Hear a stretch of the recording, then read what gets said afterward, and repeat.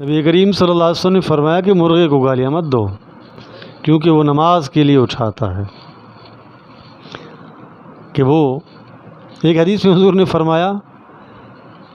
جب تم گدھے کا ہنہنانا سنو تو اعوذ باللہ پڑھو،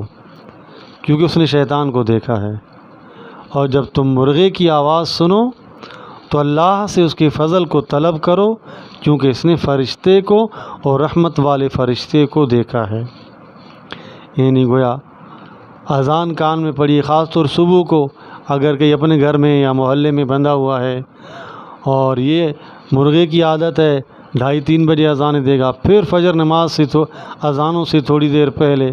پھر جب صبح صادق ہو چکی ہے پھر تو لگاتار وہ اذانیں دیتا رہتا ہے، گویا مجھے اور آپ کو تنبیہ کرتا رہتا ہے نماز کے لیے اٹھانے کے لیے، اور یہ حضور صلی اللہ علیہ وسلم کا فرمان ہے، اس میں کوئی شک بھی نہیں کیا